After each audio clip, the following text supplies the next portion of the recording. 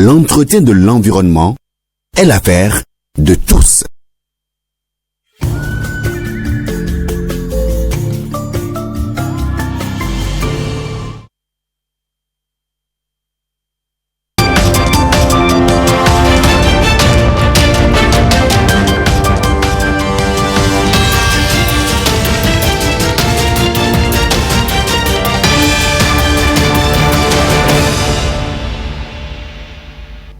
Bonjour à tous, bienvenue dans le 13h. Voici les principaux titres.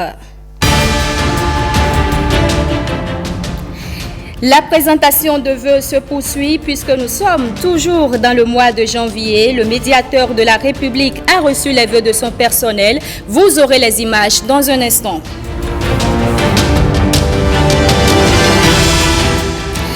Les écoles normales d'instituteurs seront bientôt opérationnelles. L'information est tombée à la suite des questions orales au siège de l'Assemblée nationale.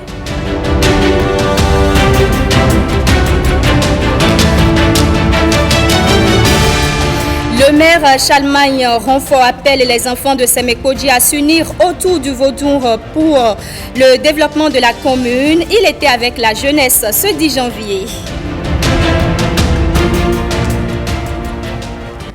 Tout de suite, on prend la direction du cabinet du médiateur de la République. Je vous le disais dans les titres, il a reçu les vœux de son personnel. Les images avec Guillaume Avienou. Personnels et dirigeants du médiateur de la République se retrouvent pour la traditionnelle présentation de vœux du Nouvel An. Une occasion pour faire le bilan de l'année précédente, 2019, et entrevoir les perspectives pour celle qui vient de commencer, 2020. Avec 792 plaintes reçues et traitées en 2019, un record en la matière depuis 2 ans, le médiateur de la République affiche dans l'ensemble un bilan satisfaisant sur plusieurs plans. Le résultat de la combinaison d'une série d'actions sous le leadership de son patron, malgré de nombreuses embûches. Je voudrais vous rassurer en disant que ces difficultés n'entament en rien la détermination et l'ardeur de vos collaborateurs à faire plus preuve de dévouement, de conscience professionnelle aiguë pour la promotion de l'institution.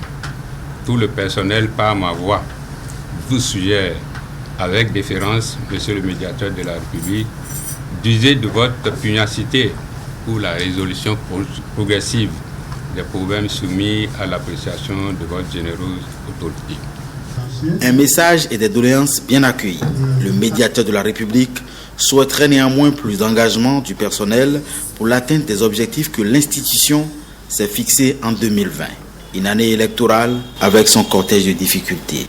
Il faut et il suffit que chacune et chacun se convainque que le succès de la médiation dépend de chacune et de chacun d'entre nous. C'est la résolution que je demande en tant que chef d'équipe à chacune et à chacun d'entre nous de prendre en cette année 2020 en ayant l'œil fixé sur la devise de notre institution: équité, réconciliation et paix. En cette année à nouveau d'élection à la base, ce qui nous demandera plus d'efforts, de lucidité, à défaut de convaincre, mais tout au moins de persuader nos compatriotes que ces valeurs sont nécessaires pour vouloir vivre ensemble. Des vœux qui ne peuvent se réaliser qu'à condition de le décider, de le vouloir et prendre la ferme résolution de les mettre en œuvre, chacun en ce qui les concerne, compris le médiateur de la République. Que se passe-t-il à la SONACOB? C'est l'une des questions à laquelle le gouvernement a été invité à répondre au Parlement en cette fin de semaine, et cela via les questions orales avec débat adressés par l'institution à l'exécutif. Guillaume Avienou. La flambée du prix de l'essence dans l'informel pour des raisons liées à la fermeture des frontières du Nigeria avec ses voisins dans le Bénin, cette flambée ne s'est pas ressentie dans le formel où le prix des produits pétroliers n'a jamais excédé la barre des 600 francs CFA, se félicitent députés et gouvernements. Il n'en demeure pas moins que la situation de la SONACOP, la Société nationale de commercialisation des produits pétroliers, interroge plus d'un. Depuis plus de 2 mois, puisque ma question est envoyée en octobre, maintenant nous sommes en janvier 2020, ça fait pratiquement 5 mois, les stations-service soient sans animation. Si ces stations-service étaient approvisionnées en carburant, étant donné que cette société couvre la quasi-totalité du territoire national, les populations ne souffriraient pas de l'inflation du prix des produits pétroliers avec la fermeture des frontières du Nigeria. Au lieu que le prix du litre d'essence augmente jusqu'à 1 000 francs dans les contrées les plus reculées, le fonctionnement de cette société allait amoindrir cette flambée des prix. Le gouvernement estime ne pas être resté les bras croisés. La Sonacop, qui a manqué de produits à un moment donné de sa gestion pour des difficultés de trésorerie, semble bénéficier de l'attention de l'exécutif. Pour faire face à la flambée des prix de la contrebande qui a généré des files d'attente interminables dans les stations formelles, le gouvernement a pris des engagements vis-à-vis des fournisseurs pour ravitailler les stations fonctionnelles. Et pour les stations en gérance libre, les promoteurs ont également été accompagnés. Cela a été possible parce que les stations-service ont vendu comptant sans ticket valeur, ce qui a permis d'avoir de la liquidité pour payer les fournisseurs et poursuivre l'activité. Les consommateurs ont pu s'approvisionner dans les stations-service au prix homologué par le gouvernement qui était de 535 francs. En ce qui concerne l'intérieur du pays, les prix relevés dans le secteur informel étaient souvent inférieurs à 700 francs, voire 600 et même 500 francs dans certaines zones, ce qui rend malheureusement les stations-service formelles souvent non rentables. Toutefois, il est à observer qu'à l'heure où nous parlons, il n'y a plus aucune file d'attente dans les stations-service Sonacop ou privées. Il y a eu un possible retour à la normale, mais les parlementaires souhaitent que le gouvernement anticipe davantage pour prévenir d'éventuelles crises dans le secteur. On a entendu parler de la formalisation, en tout cas de projets de mini-stations pour essayer de formaliser le secteur informel. Où est-ce que ça en est? Qu'est-ce qu'on peut attendre de ce secteur-là? On félicite le gouvernement pour les mesures qui ont été prises pour que quelques jours après, ça fait 4 heures ou plus, que cette situation a été réglée jusqu'à un jour, malgré la fermeture des frontières du Nigeria et aussi l'inactivité de la Sonacop. Je pense que vous avez essayé de répondre à ces différentes préoccupations, mais il va de soi que vous alliez beaucoup plus loin en insistant au gouvernement pour que cette question de la Sonacop soit prise beaucoup plus au sérieux. Dans la logique de l'anticipation, le gouvernement a déjà nommé un administrateur provisoire à la tête de la Sonacop. Il aurait pour entre autres mission de conduire des réformes devant permettre à la société de sortir de la banqueroute. On quitte la Sonacop et maintenant on s'intéresse à l'éducation. À quand la réouverture des écoles normales d'instituteurs fermées sur décision gouvernementale et que vont devenir les enseignants recalés lors des évaluations intellectuelles d'août et de septembre dernier? Autant de questions auxquelles le gouvernement a été appelé à répondre devant la représentation nationale à Porto Novo. On retrouve Guillaume Avieno. La plénière de ce jeudi, consacrée aux questions orales avec débat au gouvernement, a été l'occasion pour les députés de s'interroger sur la situation des écoles normales des instituteurs du pays, des écoles de formation des instituteurs fermées depuis quelques années sur une décision gouvernementale. Quel est le problème des écoles normales d'instituteurs? Comment le gouvernement compte régler le problème de la pénurie des enseignants dans nos écoles malgré les fusions? Au cours de notre tournée dans les écoles à la rentrée scolaire 2019-2020, nous avons rencontré plusieurs enseignants qui étaient inquiets après leur échec aux évaluations diagnostiques auxquelles ils ont été soumis. Ne serait-il pas bon que le gouvernement clarifie la suite du processus d'évaluation afin que ces enseignants soient situés et mis à l'aise en vue d'avoir le cœur au travail? La gestion comptable des écoles.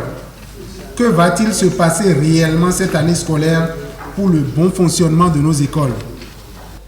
La fermeture des écoles normales d'instituteurs au Bénin est intervenue à la suite d'un diagnostic fonctionnel et structurel des 10 établissements dont les résultats ont été rendus publics depuis 2017. Mais l'État s'active pour leur réouverture sur la base de plusieurs réformes. Les écoles normales d'instituteurs sont dans une phase de restructuration et les dispositions sont en train d'être prises pour qu'elles reprennent leurs activités à partir de la rentrée de septembre 2020. Quelle est la situation des enseignants reversés de 2008, recalés aux évaluations et la gestion comptable des écoles à partir de la rentrée scolaire 2019-2020? La question de l'avenir des enseignants recalés aux évaluations d'août et de septembre dernier préoccupe à tous les niveaux, fait observer le gouvernement. L'exécutif a déjà élaboré un plan de formation en besoins spécifiques pour ceux-ci. La démarche d'ingénierie exige de la part de l'enseignant un engagement personnel qui se traduira dans ce cas-ci par l'inscription en ligne de l'enseignant et le choix de certaines thématiques par lui-même. Ce dernier prendra donc le soin de répondre à un ensemble de questions comportant des thématiques dans lesquelles il pense qu'il aura besoin d'un renforcement. Cette inscription se fera via le site web de l'Institut national pour la formation et la recherche en éducation. Une base de données sera générée à la suite de cette inscription pour finaliser le répertoire. Analyse précise des besoins en formation. Pour affiner les grandes tendances révélées par l'évaluation diagnostique, il sera procédé à une analyse plus précise des besoins en formation des enseignants concernés, notamment dans les disciplines ayant fait l'objet d'évaluation et en didactique des dites disciplines. La base de données de l'Office du baccalauréat et le répertoire des 10 enseignants seront judicieusement exploités. Sur la question de la gestion comptable des écoles, le gouvernement, à partir de l'évaluation de la gestion des comptables délégués expérimentés ces 2 dernières années, l'exécutif décide de reconfier la gestion comptable des écoles au directeur. Désormais donc, la gestion comptable des écoles est régie par l'arrêté numéro 061 pour le reste du 7 octobre 2019 portant modalité de gestion de la subvention de l'État aux écoles maternelles et primaires publiques. Et conformément aux dispositions du dit arrêté en ses articles 1er, 3 et 4, la gestion de la subvention de l'État constitue les fonds publics destinés à la prise en charge du fonctionnement, des petites réparations des infrastructures et du mobilier des écoles maternelles et primaires publiques en République du Bénin. Le directeur d'école assure, en liaison avec le bureau de l'Assemblée des parents d'élèves, la gestion financière et matérielle de l'école maternelle et primaire publique sous la responsabilité du chef de la section scolaire ou de la région pédagogique, conformément aux règles, procédures et normes en vigueur dans notre pays. Des explications qui ont peut-être convaincu les députés. Jeudi prochain, le gouvernement va être à nouveau devant les parlementaires pour de nouvelles questions orales avec débat. Bientôt, une nouvelle architecture du système éducatif béninois. Le projet a été déjà présenté aux députés par le ministre en charge des enseignements maternels et primaires. C'est à la faveur des questions orales avec débat qui se sont déroulées à l'Assemblée nationale. On va voir le point tout de suite. Devant le Parlement ce jeudi, le ministre Salimane Karimou s'est peut-être montré très explicite sur le contenu et la mise en application de la nouvelle architecture du système éducatif béninois. Le sujet ayant fait l'objet d'une série de questions adressées au gouvernement par le Parlement, exerçant ses prérogatives de contrôle de l'action gouvernementale.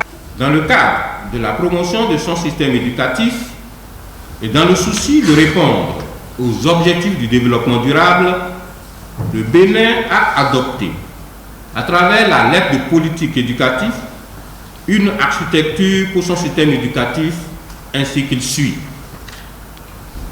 Une éducation de base, pour les apprenants de moins de 15 ans qui dure 12 ans, dont 2 ans de préscolaire, articulant une cohérence entre l'éducation formelle et l'éducation non formelle. Cette éducation de base comprend 3 composantes reliées entre elles par des passerelles.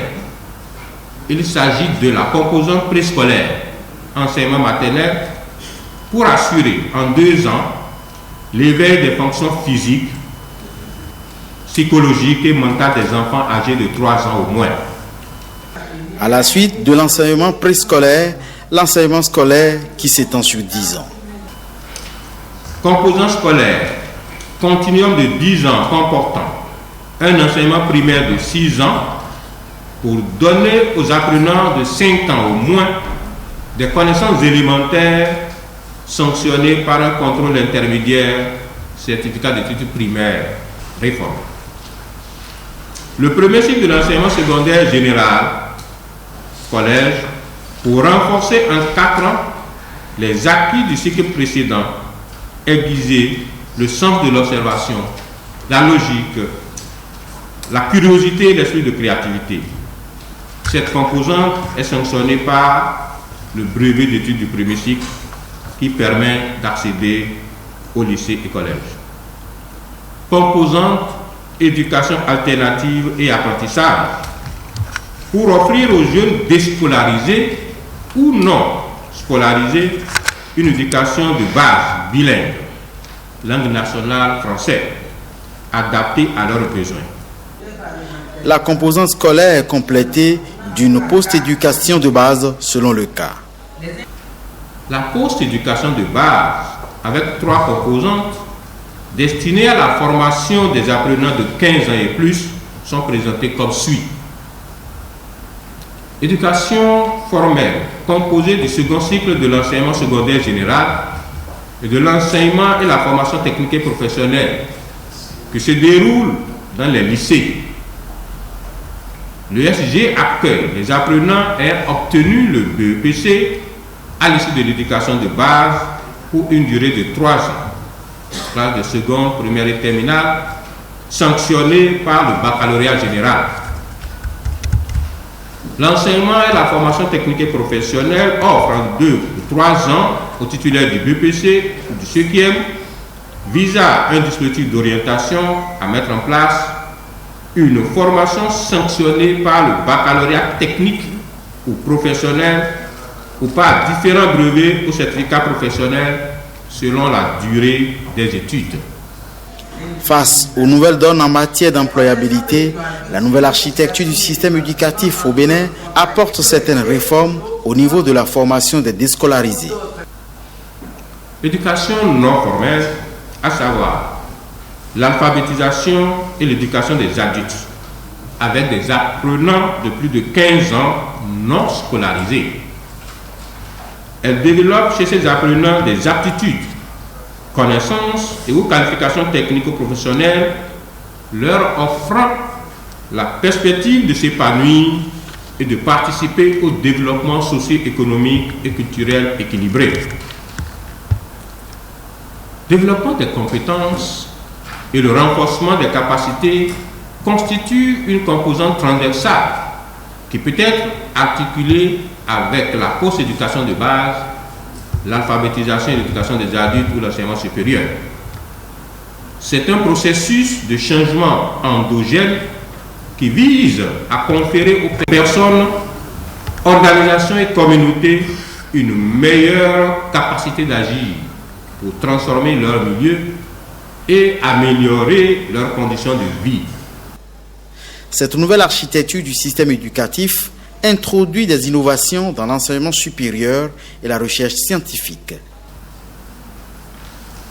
L'enseignement supérieur, la recherche scientifique et l'innovation constituent le 3e niveau de la nouvelle architecture du système éducatif.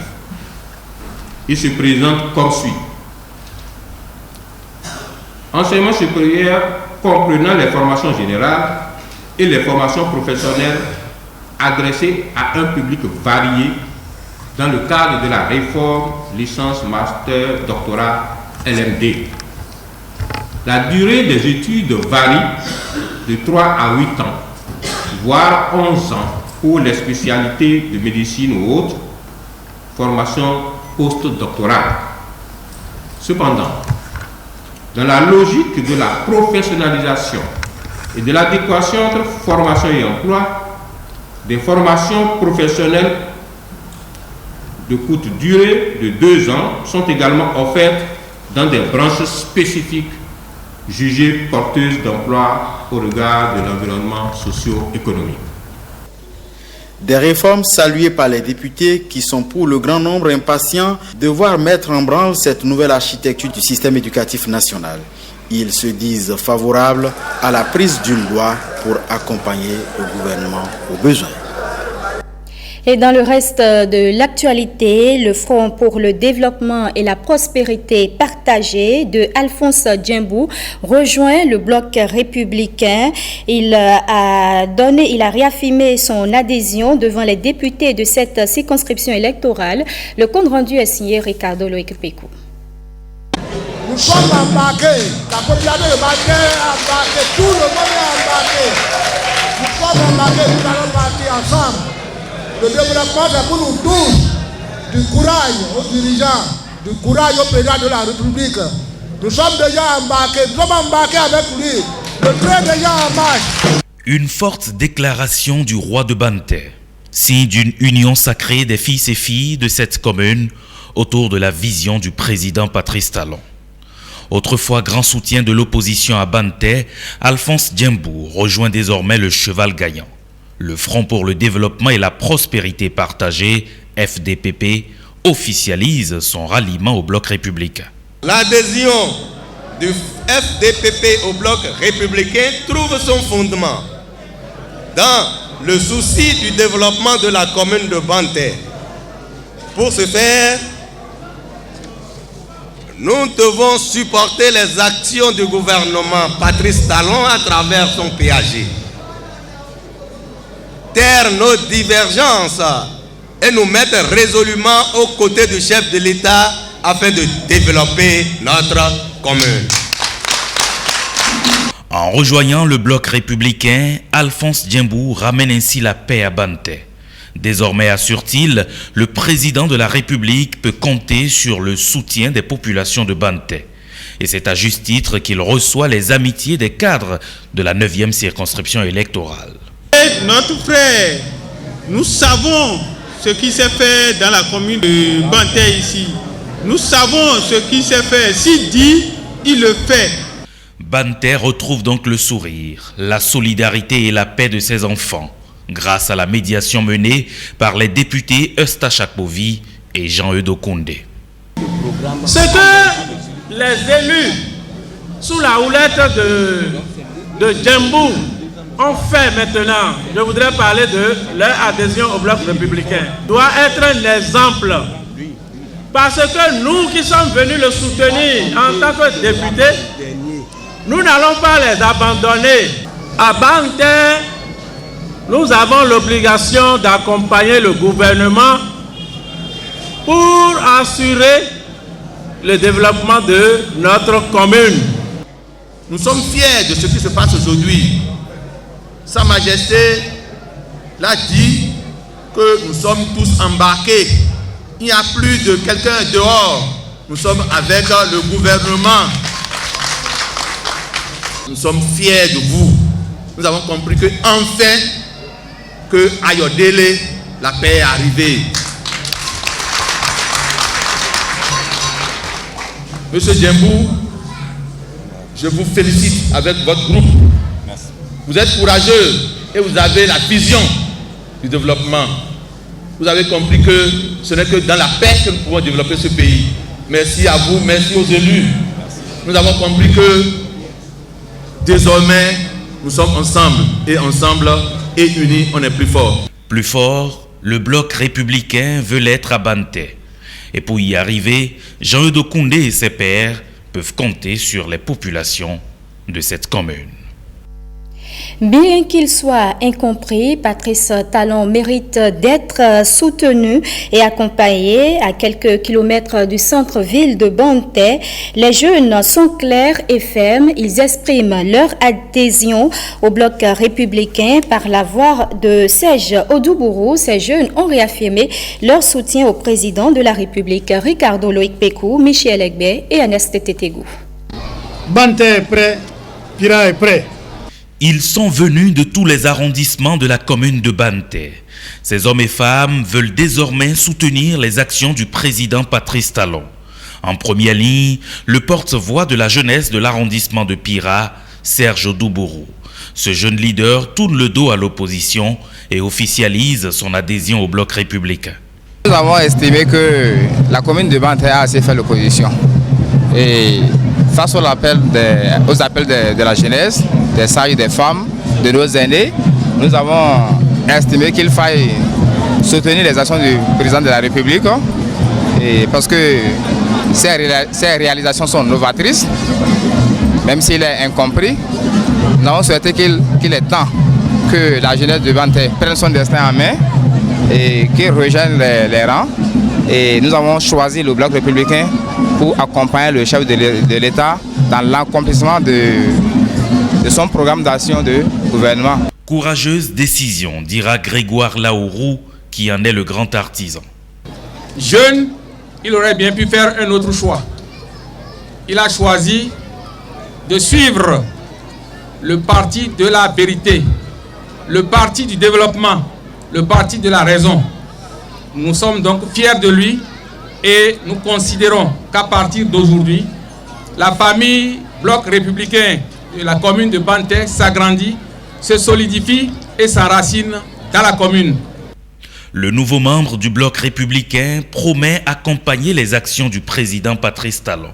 Il reçoit à cet effet le soutien des cadres et députés de la 9e circonscription électorale. Qui l'eût cru, qui lui dit que nous sommes ici à Banté, à Pira, en plein milieu Nago, dans le département des collines. Parce que jusqu'à récemment, les échos qui se font entendre, c'est que le département des collines apparaît comme une partie du pays hostile au gouvernement du nouveau départ. Il n'en est rien. Il n'en est rien. Et Pira aujourd'hui est en train de donner la preuve. Aujourd'hui, nous sommes ici unis, unis dans la paix, unis dans la fraternité, pour dire que nous sommes ensemble pour le développement.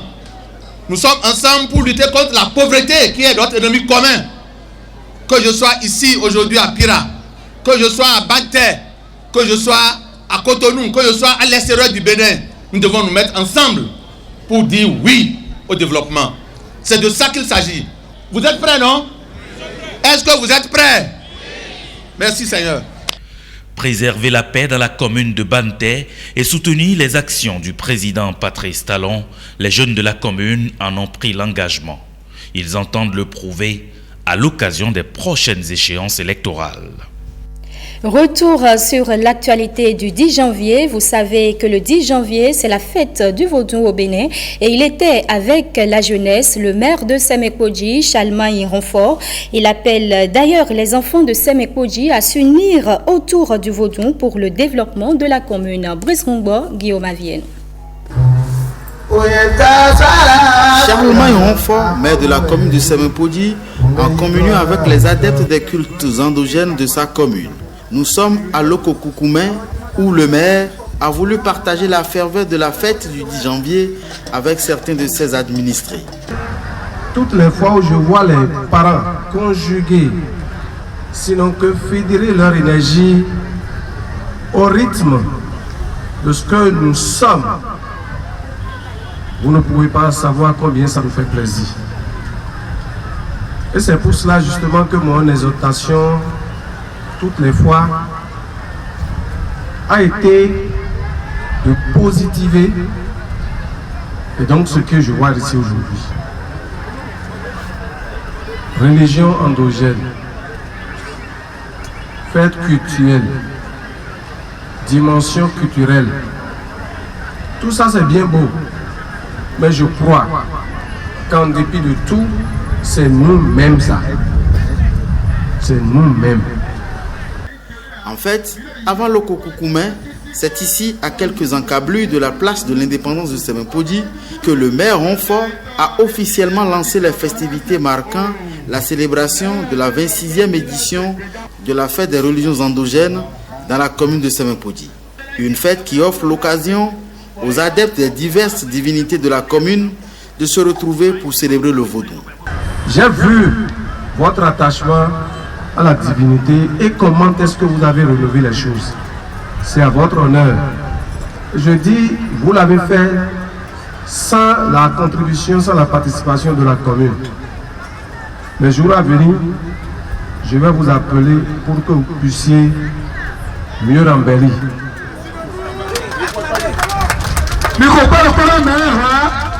Parce que quand je passe et je vous vois ici, ensemble dans la prière, ça m'égaye, ça m'anime. Et donc, pour faire court, je voudrais vous dire de laisser derrière vous les disputes, les mépris et de voir devant. Le conseil communal de Semenpodi, une commune qui partage plusieurs dizaines de kilomètres de frontières avec le Nigeria, voudrait en fait utiliser le vaudou comme argument touristique. Et la fête du vaudou à Kétou, c'est un retour à la source. Les leaders de l'Union progressiste de la commune ont communié avec les dignitaires religieux, traditionnels et adeptes ce 10 janvier au Palais Royal de Kétou. Les images avec Brice Ngbo et Guillaume Avienne. Le Palais Royal de Kétou aux couleurs de la fête du 10 janvier. Ce haut lieu de l'expression du pouvoir et de la puissance des divinités dont se réclament les descendants de Odoudoua est devenu l'instant d'une commémoration, le point de ralliement des adeptes des cultes endogènes de la commune de Kétou. Kétou qui célèbre donc à l'instar des autres communes du pays, le vaudou, l'orisha. Quelles que soient les religions que vous pratiquez, nous, les Africains, n'oublions pas nos origines, nos sources, d'où nous venons, car il y a la réalité là. Si nous prenons l'exemple du Fa, pour tous les milieux Yoruba, le Fa ne ment pas, sauf si le prêtre du Fa ne connaît pas. La fête des religions endogènes reste une occasion de revisiter l'histoire des peuples de Kétou pour mieux s'identifier au reste du monde. Les Kétois que nous sommes, nous n'avions pas oublié nos traditions, nous n'avions pas oublié d'où nous sommes venus. Il n'y a pas un Kétois aujourd'hui qui va dire qu'il n'est pas rattaché à une religion endogène, à un fétiche. Toutes les divinités ont été invitées à se produire en spectacle, du moins les adeptes des différentes divinités, à esquisser des pas de danse pour marquer la spécificité et la complexité caractérisant chacune d'elles. C'est aussi le témoignage de leur gratitude envers les autorités qui ont hissé récemment ces divinités à travers les chefferies traditionnelles au rang d'institution. Désormais, à travers la loi votée par les députés, la chefferie traditionnelle est reconnue par l'État. Cela est un signe que nous-mêmes, adeptes donc des vaudous et autres, nous devons bien nous organiser pour que nous puissions mettre en évidence cette culture riche de nos aïeux. C'est un devoir important à tous les fils et filles du Bénin pour rappeler donc que ce jour doit être un jour de souvenir. Au-delà des retrouvailles pour célébrer les religions endogènes, la fête du 10 janvier constitue un symbole de cohésion sociale et de paix. Et la fête du vaudou s'invite également dans le Festival international de Porto Novo. Elle a été célébrée par les festivaliers comme à l'accoutumée. Regardons ensemble. Un changement dans le programme des manifestations du FIP, le Festival international de Porto Novo. Depuis 2017, année de la première édition du dit festival, la déambulation de divinités masquées dans la ville, le coût des manifestations généralement calées au dernier jour du FIP, a été ramené cette année à une journée avant la fin de la série d'activités programmées. Curieux et admirateurs ont ainsi assisté à un défilé de plusieurs milliers de divinités masquées tant locales qu'étrangères pendant des heures sur ce boulevard de l'indépendance à Porte-Novo. Telles les abeilles construisent leur maison avec la cire, nous construisons notre festival avec méthode et partage d'expérience, même si nous sommes conscients des difficultés. C'est pour cela que nous avons besoin d'indulgence, de patience, de douceur et de rigueur pour construire notre petit nid d'amour qu'est le FIP. Ces noces de cire du FIP, baptisées l'édition de professionnalisme, restent caractérisées par la mise en scène de la présente caravane avec la promesse d'une amélioration de sa qualité à partir des prochaines éditions par des professionnels plus aguerris. Depuis 2 ans, le FIP bénéficie du soutien du chef de l'État et de la fondation de son épouse, mais aussi de structures et d'institutions amoureuses de la chose culturelle, dont l'ambassade de Chine cette année. Pour le gouvernement, la culture associée au tourisme constitue un puissant outil de développement pour révéler le Bénin. Que l'offensive diplomatique du Bénin dans le champ de la culture a un ancrage territorial fort dans sa ville capitale. Qu'il soit enfin noté que Porto-Novo se positionne comme un exemple de moteur de développement culturel et touristique local.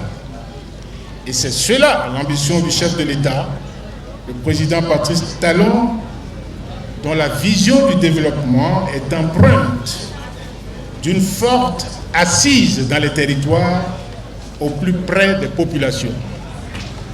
C'est l'expression la plus concrète d'une démocratie moderne, profondément ancrée dans notre histoire commune et qui porte une ambition économique saine et forte. Porto-Novo, ville de résistance.